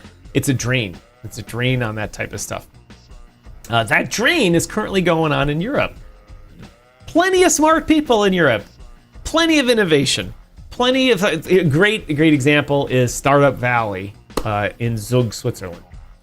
All these Ethereum moved from Toronto over there. All these startups happened. All this good stuff. It's crickets over there now. Crickets. Everybody's in Dubai. They've moved their company to the U.S. or they just shut down their company when it's cheaper because we'll get the tax loss and just start a new company in the U.S. And Europe is just doing its best to drive everyone out. It doesn't make any sense. Doesn't make any sense. Does anybody have vision over there? DeFi dude, is there someone over there that they're like, yeah, everyone ignores this guy or this lady? I don't know why. They're the only ones saying, hey, we should. I mean, the Prime Minister of Italy seems to say the right things. They're actually doing the right things. Although they seem to be pissing, since they're stopped letting the immigrants get on benefits and jobs so much, the illegal ones, that they're now just storming cash carrying trucks. Oops. Oh, yeah. It wouldn't be good for me to run for political office. Wouldn't be good at all, because I would be too honest. I think you could be kind of like you could lie to everybody, say you're a flaming liberal, and then you could be the reverse of what the administration that is now in Virginia. You know how they were saying that they're going to run on central ideas, more, kind of balanced. You could be flaming liberal, get elected, and then go completely right.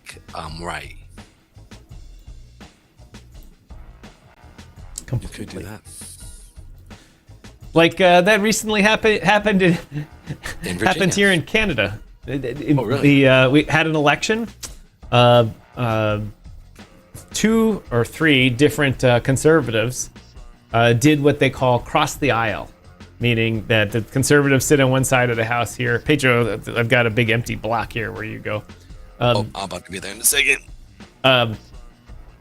Cross out, they say, oh, we're conservative. They got elected as a conservative, part of the party. The party supports them financially and with voters and with the administration. And then after they get elected, they cross the aisle, say, nope, I'm with the other guys. And like everyone that donated to the winner, anyone that worked their campaign is basically told to, get lost. And it's a big scandal because like one guy, the night before was the conservative party Christmas party where they all get together, and they drink and talk and have fun and all this type of stuff. And basically everyone, commits to the upcoming year's platform of things they want to talk about. The next day, the guy crosses the aisle and says, I'm no longer with you guys. I'm part of the other team. And it's like, literally, people wanted to get the long knives out, and he like, flying stars, eye darts. And it's... So what you're telling me is you could do that then? Yes, you could do that. People have done it, and it's in like people back in their home districts like run their wives and kids out of town. They're like, hey, we just spent months working on your campaign, and the guy's like, whoa, people are getting angry at my wife and kids and stuff like that. And they're like, yeah, out. Give us our money back. We donated, and then get out of town. We don't want you here anymore. And I thought, oh, who knew? Well, people aren't very nice. That's what happens when you steal their money and lie to them. Yeah, as Jason says, lie to them and steal their money. You can't trust the politicians. The only ones you can trust, Jason, are the ones that when they fuck something up, they just say, man, I screwed that up. Who knew that printing up $1 trillion would cause inflation? Sorry. And if they're honest about it, the people will go, yeah, that was a mistake. And maybe at the next election, they won't vote for him. But at least they're like, well, he was honest. He admitted that he was wrong. Well, when they absolutely, I remember talking to a trader who trades for Citibank. This was and he works at a fund that is, you can only go long. So when he said, when I brought up this was during COVID, and I said to him, there's no such thing as transitory inflation.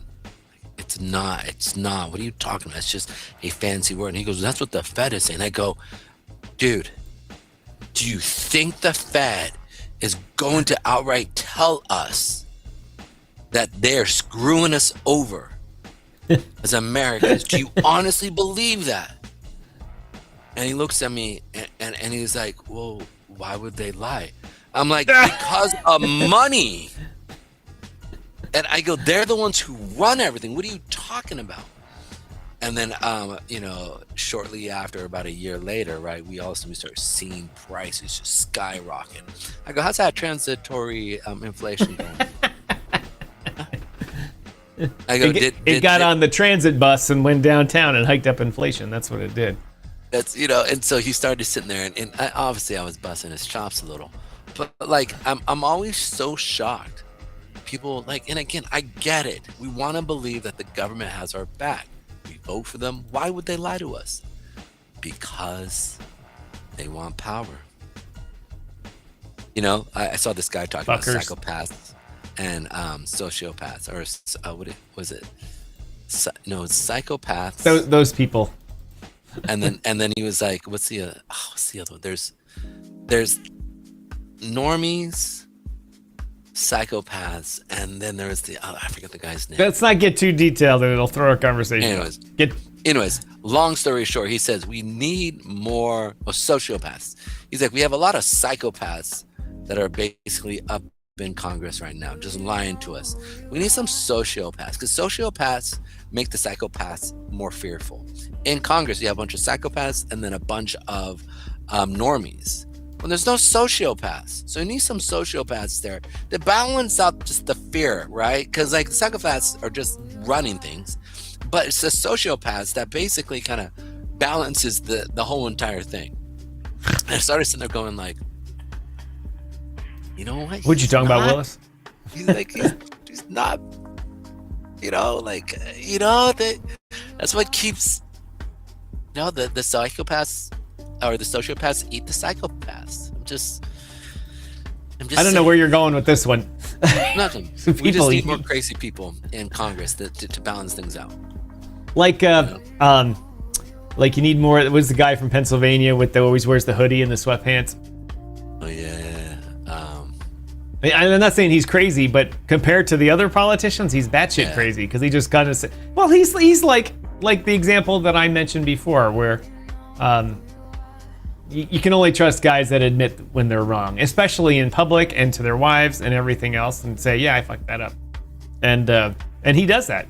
Fetterman or John Fetterman? Fetterman, that's his name. That's what I was John Fetterman. I knew it was.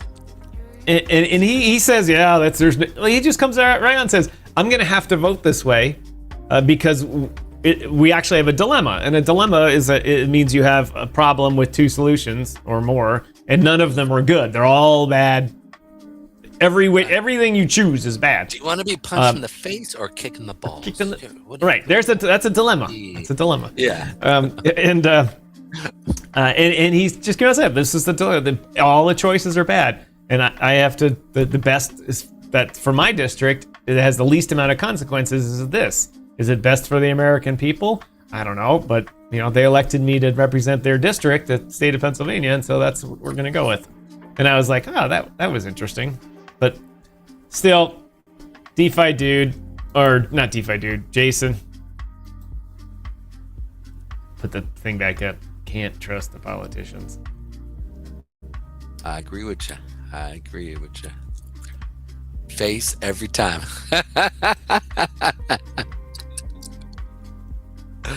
Yeah, I would go definitely for the face myself. More right here. If you're gonna hit me in the forehead. I got a hard forehead. I've been hit quite a few times. I haven't done much damage. I mean, it's done some damage, but not enough. So I can. Yeah, I like. Well, the famous line. Everybody has a plan until they get punched in the face. So true. Speaking of getting punched in the face, the U.S. dollar is getting punched in the face right now.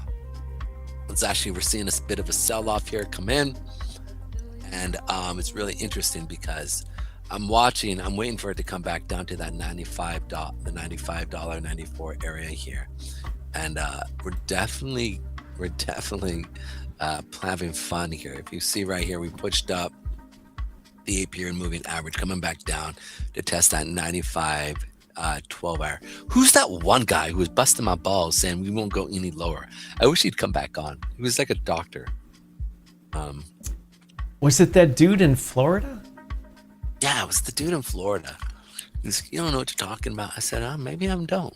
Maybe I don't. He literally said, when I get, work into your talk a historic, like a longer view of like the monthly chart or something. I mean, not right now if you have something to mention, but let's look at how the dollar's performed over time. Yeah. Well, here's the thing. I mean, back in 2012, the U.S. dollar was, I mean, and this is the part that's crazy, right?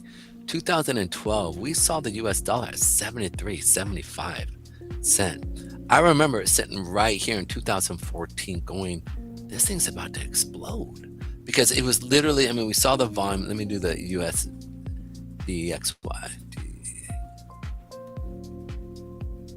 While you're searching that up quickly, for everyone watching us on Rumble, we've got a nice crew over here. Thank you very much. I know a lot of you are watching on your big screen TVs where you might not be logged into an account. Do us a favor and create a Rumble account. You don't need to give them your money. You can have a free account with Rumble, and you don't have to try and figure it out on your TV. Just take your cell phone, hold it up to this QR code that's over on the screen. Boop! It takes you right to a create an account page there where you can create a Rumble account with your email address and password. I know this works because we've actually had a couple of people do this. If you can also use your Facebook or your Google or Apple account or whatever. Instead of saying create an account, as it says over there, when you get to the screen, it says click sign in. Just even though you don't have an account, click sign in, and then you can use your Google or Facebook or Apple account. Signing into Rumble helps us out a lot because it allows you to engage with us and interact with our show by clicking like, reposting, and just asking questions in the chat. Because the amount of chatters we have makes a tremendous difference to us, and the ads we get to read, and it changes things from like 10 cents an ad to $1.20 an ad. I think that's the highest we ever had for an NFL game or something like that. But we'd really appreciate it if you'd do that. Just take the time. You don't even have to log it on your TV. Log it on your phone. Once you're on your phone, then your TV, you can just activate it, and then you can participate and ask questions. Pedro and I talk about a wealth of topics here that keep people like DeFi Dude and Chuck Jansen and Crypto Mike and Ka-Ching and all these people from all different parts of the world coming back to us and asking questions. Or we just give them wrong information and we entertain them so they come back. So whatever. Are you not entertained? So I think it's important to be paying attention here right now. So when you look at the long-term scale of the US dollar, I mean, you can see here that it's literally like it's gone all the way down to 88, right? Right now, we're trying to make a strong America, and if we're going to make a strong America with a ton of business, we need price to be low, right? So it's sitting at a 73-cent area. We've been there before, okay? We've been there before. And if it sells off, you know what I'm saying? It's not Wait, that what do you mean 73 cents? You're in the $74, $73.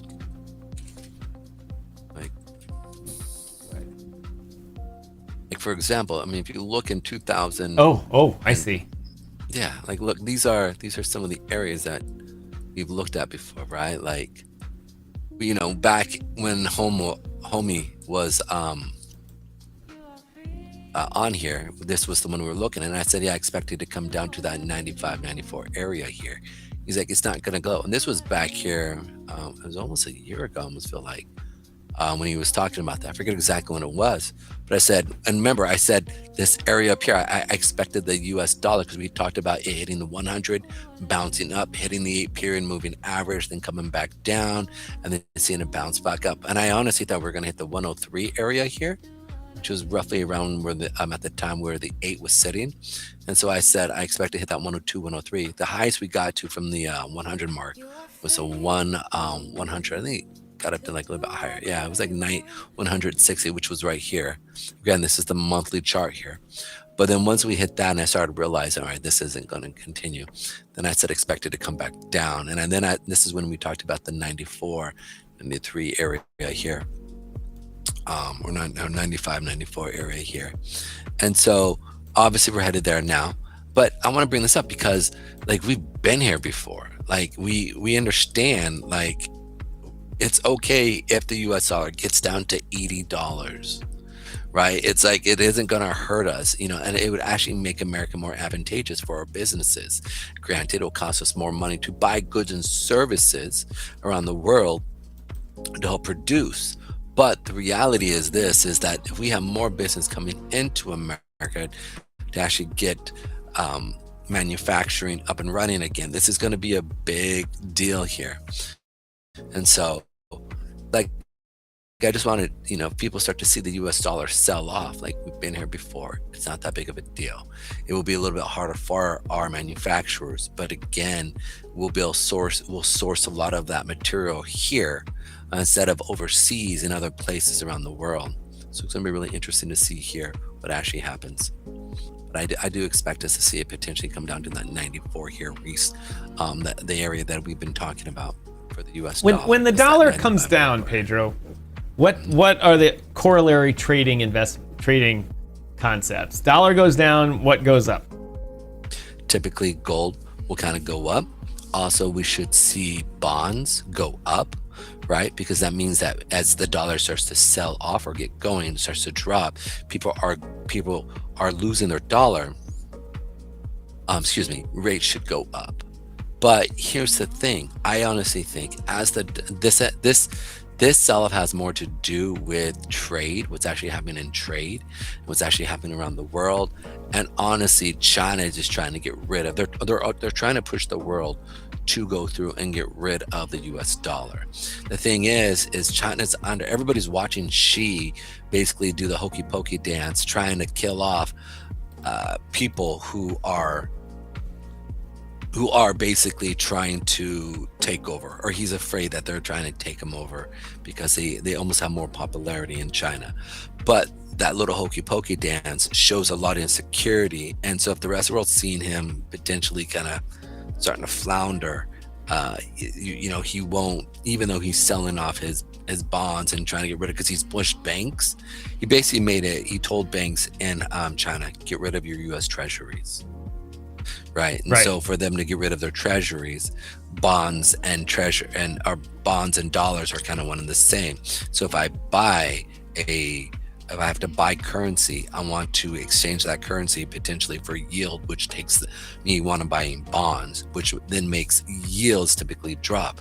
Okay. But if the US dollar is dropping, that means that people want to get rid of bonds, our treasuries, and then from there we see yields go up, right? As well as gold typically go up, because where's that money going to go to? Most likely gold. Well, if that's happening, right, and again, this is more China than our Chinese banks versus the world, and so we've talked about gold, how gold right here is pushing up, but we're seeing volume drop. It's not major. Like, it'd be a different story if the rest of the world went along with it, but we're watching it kind of push up negligently.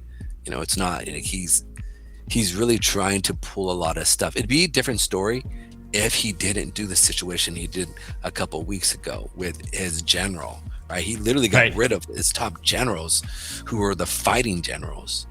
And so he's like, the world's like, well, dude, how are you going to continue taking over Taiwan? How are you going to push this stuff? We know that your military equipment isn't up to par like you said it was. So it's going to be really interesting. He's trying to play these master moves, but he doesn't have the political collateral that he thinks he does, especially at home. Everybody's watching it going, It's almost like Trump doing taco trades at times, right? It's just an interesting thing. He talks a great game, very boastful, but then what does he do? He'll settle for less. And this is what he does. This is what he talks about, how to make a deal, right? Expect more. If you read The Art of the Deal by Trump, he's doing number one what Trump does. But Xi Jinping, he's doing what he normally does, but he's losing capital at it. Whereas Trump, we kind of know this is going to happen. He'll recant, and then we'll settle on something better for America versus what it currently is. Xi Jinping is the opposite. He's pushing this stuff, but the problem is as it's happening, he's throwing things off because the rest of the world is watching him like gut his whole entire military, or his military leadership, and everybody's becoming more afraid to give him the correct answers, and he's pushing himself down. So that was my follow-up to that. Is that a bunch? They have a timeline. Supposedly they have a timeline. Be ready to invade Taiwan by 2027. And the generals are probably like, not going to happen. And so he's like, okay, out. And some other guys are going to come in and say, and see what happens is those generals lose their job, their family loses their status, the kids don't go to the schools anymore, yada, yada, yada. It's a life, career and life ending event for these guys, or way of life ending event. And the other people coming in are going to see that and say, well, that they're going to come in and say, well, they told them the truth. And now their families, them and their families are living in squalor out in. And so I'm just going to, are you guys going to be ready? Oh, yeah. We'll be ready. All right. Yeah, and then when they come. It's at their detriment. You're right. And then when it comes time to be ready, they won't be because they know they're lying. And then they're just covering up stuff. And once you get into that cover up stuff, then that's what happens like with Russia. When they think they have, 20,000 tanks, but really they have 4,000 tanks. Because there's 16,000 tanks. Rusted Hulk said, they're ready to go. They just need, each one needs $1 million in rehab. You're like, oh, well, we don't have the money, we don't have the facilities or the supply chain to do it. So you got 4,000 tanks, and that's what's going to happen to China. They've built up their military, and building up the military isn't something you just buy and sit there. I mean, the capital cost turns out to be a small part. That capital acquisition turns out to be a small part of the cost of that. Your life cycle cost is massive. It's massive to plan, to train, to replace. I mean, even these missiles that we have, Pedro, like we're giving them all to the Ukraine. Not anymore. We gave a lot of them to Ukraine. But I knew this, but it didn't occur to me, is that missiles that sit around with rocket fuel in them, that rocket fuel expires. And you can't, they're only good for, whatever they're good for, 2 years, 3 years, 5 years, whatever. And then they got to send them back for rehab under a maintenance contract. And because they're no good, because you might fire them and they just explode, or they just melt down and explode inside the ship or wherever. And I think China's learned, and the China generals knew that, like, oh my God, this maintenance cost is a lot more than we planned for. Because you can't, like my experience with China is you buy something there, and it's not like there's a big supply service industry working on it after. They sell it, ship it, done. We're not responsible for it. And if they're having that same issue with their military, the shit's going to sit around and rust. People won't be trained properly, blah, blah, blah, blah, blah, blah. I think that's what's really going to be the most interesting thing, is that push comes to shove, who's going to win?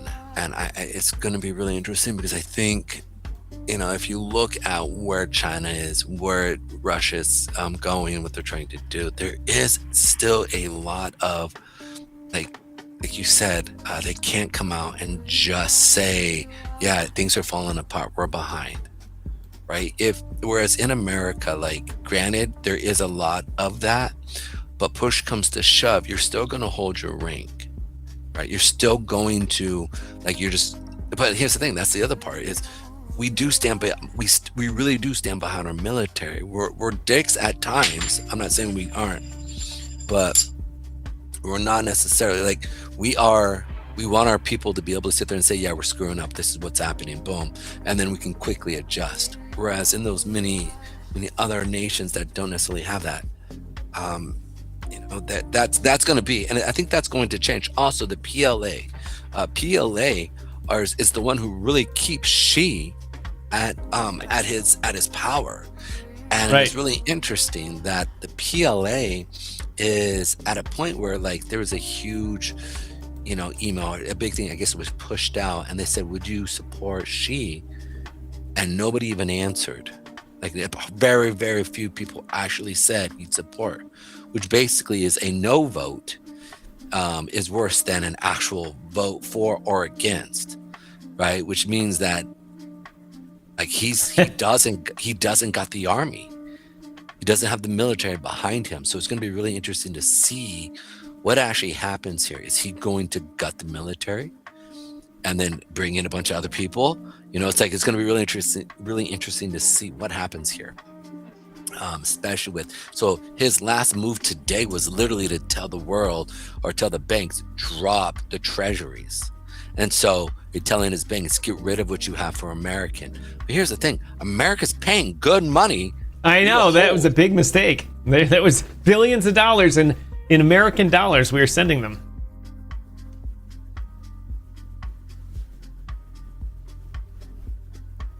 Well, Pedro got this far into the show today without losing his internet connection. You know what? Because we were talking heavy about this. And like I was honestly, we're at the end of the show. And I said, you know what, we can go here now. And you know, if they cut me off, they cut me off. But if I don't bring them up, we're good. I don't know why does I still don't understand where this screen comes from here. I've deleted the macro that launches it. It just, let's try this one. Let's try this one, ladies and gentlemen. Let's come on. Nope, and then it's got the Pedro thing. Can you hear me? Yeah, you're good. All right. We are getting to the end of the show here, Pedro. Yes, sir, we are. The other thing I thought was really interesting over the weekend was Mr. Beast. I guess he just did it, but he's going for a bank, which I thought was really interesting. It says Justin, our world's biggest YouTuber, Mr. Beast, acquires banking app Step. And it sounds weird. The banking app Step. So it's like, is he going to have like a bank? I mean, he is very, very influential. So really interesting to see him doing this. Well, somebody was it that Tom Lee guy from? Didn't he just give him $200 million or something like that? So he needs to branch out. Yeah, what's interesting is he's got, he's been doing this almost 7 years now, and he's got a huge following from like 28 down. He's got the younger generation that like follow him religiously. So, and we're talking, it's almost like he has so many viewers and so many followers that we're talking, it's almost like 1 billion people altogether. This is crazy. Like, that's like, what is it? It's like 15%. 10% of the world like follow him and listen to him. Yeah. I mean, it's kind of crazy to sit there and see that. It's kind of crazy to see how much money he makes all the time. Just from, I realize he has all kinds of product endorsements now and a much larger business ventures and stuff. But the amount of money that YouTube pays him, because people just watch his shit, and it has one of the highest repeat views where people watch the same videos over and over again because they're like, oh, I haven't seen this one, and they're 10 minutes into it, and they're like, oh, I guess I didn't see it, but it's still good. I'll keep watching it. I gotta admit, they are entertaining. They are. I mean, I've watched them. I like them, and they're good, man. They're literally he's got it down to a science, right? Like, I mean, to a point where his show that's on Amazon, right? He tells he's very much saying, okay, go from here to here, make it quick, right? He goes not too long and then switch. He's so good that like he understands the science behind it, where he's educating people in TV. Like, no, this is not correct. I heard somebody talking about that, and I thought that was really interesting, that the man knows his business so well that he's actually educating the people within legacy media about not media, but actually how to do things better. Which I thought, like, how do you? That's a man who knows his business so well that when you can go tell the people who've been in the business, now you're doing this wrong, and this is the reason why. Statistics states XYZ. You're doing your own business wrong.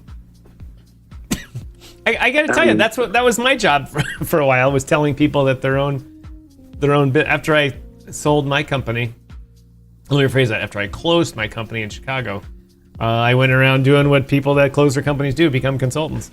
And I went in to fix other people's companies and go in and tell them that company is doing it wrong. Sorry. I'm gonna cough.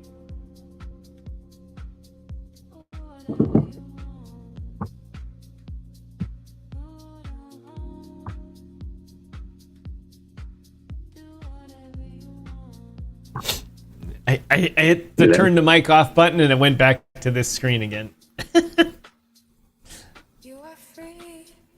Interesting. There we go. Let's see if they'll let me on. Your screen isn't.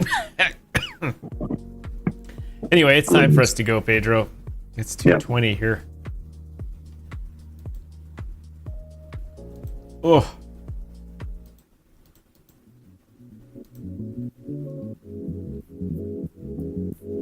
You know, it's interesting. The Fed Governor Wallin said that crypto dips have happened before and big crashes are normal. Years ago, if you said Bitcoin was 10,000, you'd say, "Oh my goodness, this is crazy," or "Oh my God, this is crazy." So it's crazy that Waller is like, "Yo, Bitcoin, get in it." Which I thought was really interesting.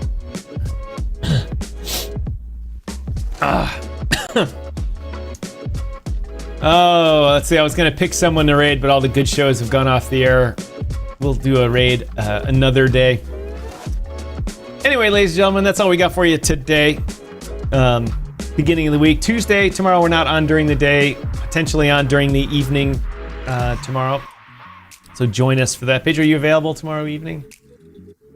I don't know. I'll get back to you. I think I should be, but I just want. All right, we'll work on that later. And